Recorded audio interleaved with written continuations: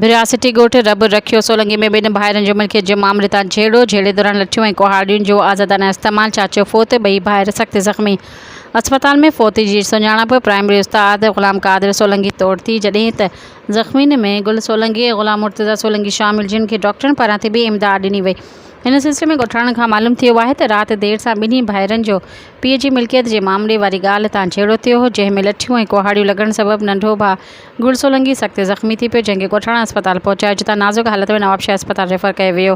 जिते अहिड़ो झेड़े वारे वाक़िए जो ॿुधी घर में मौजूदु संदन चाचो प्राइमरी उस्ताद ग़ुलाम क़ादिर सोलंगी खे ओचितो दिलि जो दौरो पइजी वियो, जंहिंखे फौरी तौर ते अस्पताल आंदो वियो, जिते हुन दम धणीअ हवाले कयो। ॿिए पासे वाक़िए बाद ॿुधाए पियो वञे त संदसि वॾो भाउ घर छॾे फ़रार थी वियो आहे। राब्तो करण ते बिरासती पुलिस ॿुधायो त वाक़िए जी रिपोर्ट दर्ज करे ॿिन्हिनि धुरियुनि जे ज़ख़्मियुनि खे इलाज लाइ लेटर जारी कयो वियो आहे, जिते वधीक जांच करे रहिया आहियूं।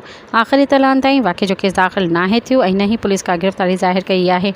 सब्सक्राइब कयो अवामी न्यूज़ HD खे ऐं ताज़ा तरीन ख़बरुनि लाइ ॾिसंदा रहो अवामी न्यूज़ HD।